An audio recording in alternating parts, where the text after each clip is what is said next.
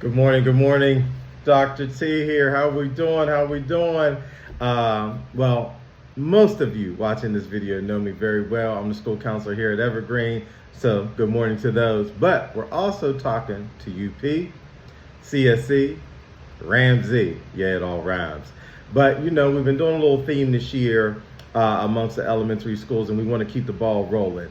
And today's theme is being an upstanding citizen. Do you know what that is? That entails a lot of different things. But most importantly, it comes down to making the right choice. Oftentimes, teachers or parents will say, you know the difference between right and wrong. And after a certain age, you do. Now, when you're 2 or 3 years old, you don't know much. And actually, when you're dealing with difficult choices, you probably just cry. And by the time you get to kindergarten, we're kind of prepping you, but you kind of know what you should do. But we talk a lot about keeping your hands to yourself, being respectful. A big theme here at Evergreen is I will respect myself, I will respect others, I will respect my environment. That's part of being a respectful, upstanding citizen. But it entails not just when you're in school. The 4 tenets of being an upstanding citizen. Number 1, respect. You treat others the way you want to be treated. There's nothing that irks me more when students come in here and they say such and such did this, such and such did that. But I just saw you do the same thing yesterday. Now, if you don't want to be hit, should you hit? If you don't want people talking crazy to you, should you talk crazy to people? If you want people to listen, don't you need to listen? If you want people to take a turn, don't you need to take your turn? If you want people to say, hey, you know what, you go ahead. That means sometimes you got to tell them, hey, you go ahead. The world doesn't revolve around you. I'm going to say that again. The world doesn't revolve around you. I'm going to say it one more time.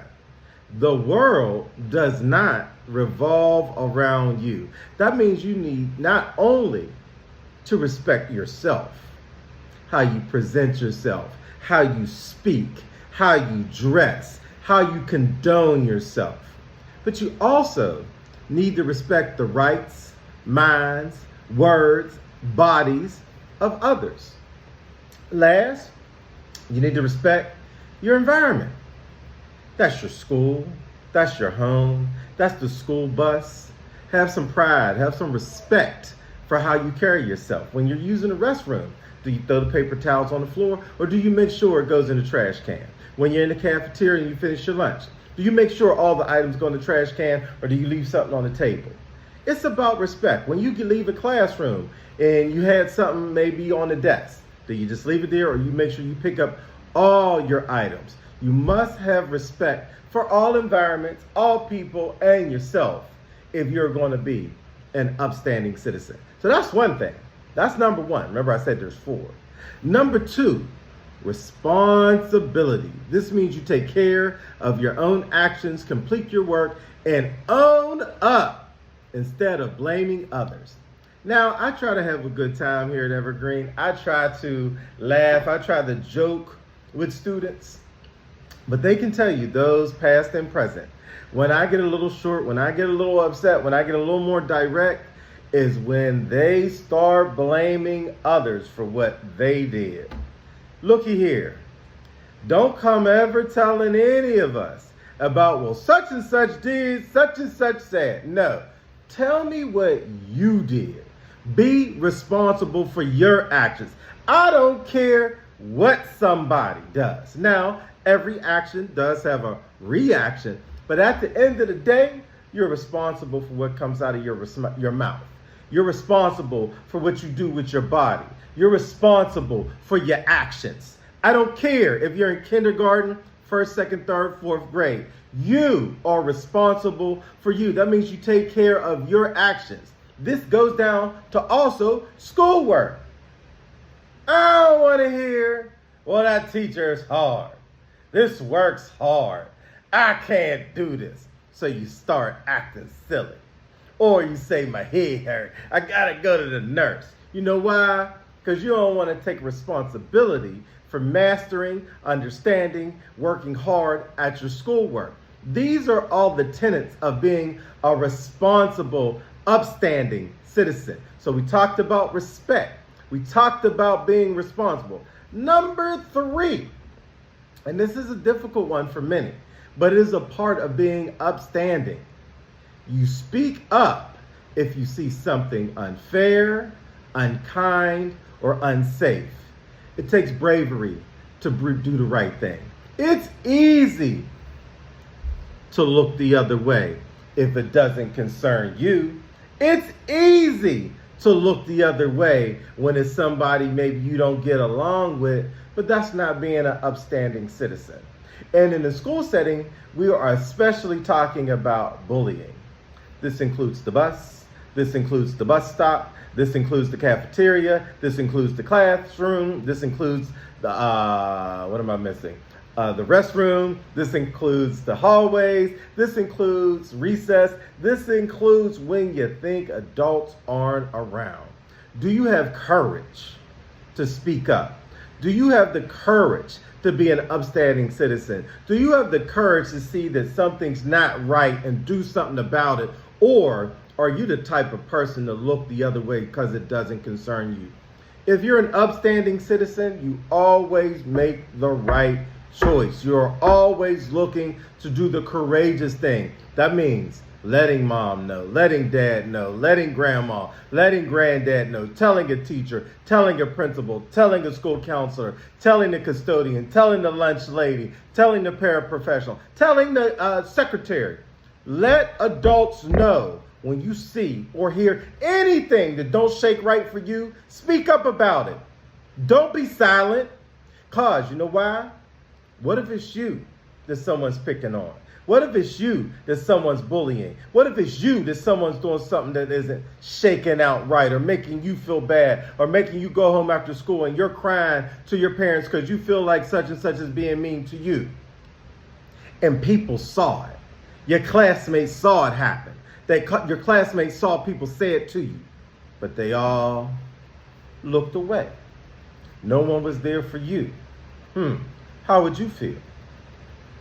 Be courageous enough to speak up to others.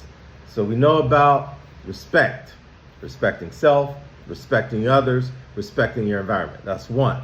Number 2, responsibility to take care of your own actions. You don't blame others. It's you, not them. Number 3, the courage to speak up when you see something unfair, unkind, or unsafe. Number 4, big word. You ready? Compassion. Do you boys and girls know what compassion is? This is when you look out for others. Even small acts like helping a classmate carry books. Or if you see somebody drop something, you pick it up for them. If you see somebody stumble and fall, you help them up. If you see someone having a tough time, they're crying, they're sad, you give them some kind words, you pat them on their back, you let them know it'll be all right. I know when I'm down, I want people to lift me up. If I'm sad, mad, angry, annoyed, I don't want to stay like that. And what helps lift me up is when my loved ones look out for me. You want to make sure if you see your friends or classmates having a rough go of it, are you going to tease them? Are you going to bully them? Are you going to go over and whisper to other students about them? Are you going to go talk behind their back? That's not compassionate. To me, that's a coward. It's easy to pick on somebody who's being picked on. Do you have the courage, again, that was number 3, to stand up and be compassionate for your classmates? I don't care if they're not necessarily your friend. They go to your school. They represent you. You should care about every person to your left and to your right. That's what we do as upstanding citizens. When you practice these qualities, respect, responsibility, courage, and compassion, this is what exemplifies, big word, exemplifies being an upstanding citizen. You don't just look out for yourself. You look out for others. This includes your mom, your dad, grandma, granddad, brothers, sisters. One of the things that I tell students, or I ask students, when they come in, Dr. Taylor, my mom and dad, we just had a new baby brother or a new baby sister. First thing I say is, mom and baby okay? They tell me yes. Second question I ask them, you gonna be a mean big brother or a good big brother? You gonna be a mean big sister or a good big sister? I say that to say, I'm happy for you and your family having another child. But what type of example are you going to set for your younger sibling? Are you going to be the big brother or big sister who sets the wrong example, who shows your little brother, your little sister how not to act, how not to be an upstanding citizen? Or are you going to be the precedent? Are you going to be the example? Are you going to be the reason your little brother and little sister say, no, I'm going to do things the right way. I'm going to make sure I'm an upstanding citizen. I'm going to make sure I'm respectful. I'm responsible. I'm courageous. I'm compassionate. You know why? Because my big brother showed me that's the way to go. My big sister showed me the way to go. So ask yourself, look in the mirror. Are you courageous? Are you compassionate? Are you responsible? Do you show respect? Or when people think of you, when people talk about you, when you're not in a room, what do you think people say about you? Because what's important, it's not just how you see yourself. It's how you have made and allowed others to see you. Because that's what shapes who you are, how people feel about you. Do people find you to be disrespectful? Do people find you to be irresponsible? Do people find you to be a coward? That's the opposite of courage. Do people find you to be rude? If you are those things, I can promise you, you're not an upstanding citizen. And this goes all the way to the adults, not just the students. This don't apply to just kindergarten, first, second, third, fourth grade. This is middle school. This is high school. This is what you decide to do after high school. This is for the adults in the room. This is for the adults not in the room. They should also be upstanding citizens. This is not just a message for children. We all should be accountable to making sure we are trying to have these 4 qualities as an upstanding citizen. Now, what we are going to look for as far as counselors as we move forward in this school year, who is being respectful? Who's disrespectful? Who's being responsible? Who's irresponsible? Always blaming somebody. Who's courageous enough to stand up to the bully? Who's the coward who looks the other way and acts like everything's fine when they know it's not? Who shows compassion and is always trying to make their classmates feel better versus the rude person who always got something slick to say? So here's my challenge to you. And this challenge is to Evergreen, Ramsey, CSE, University Park. Think about one way you can show that you are an upstanding citizen today. Not next week, not next month, not when you feel like it. Today. Maybe it's saying thank you more often. Maybe it's helping at home or standing up for someone. Write it down. This way you own it. Try it out. Notice how good it feels to make a positive impact, not just at school, but in all your environments. Remember, being an upstanding citizen doesn't require something huge. It's the little choices every day that add up to big change. Be an upstanding citizen. Thank you for listening, and I can't wait to hear from the other counselors about you guys being an upstanding citizen. All right, we're out of here. Dr. T, that's me, Evergreen, UP, CSE, Ramsey. Talk to you in a few weeks. Be well.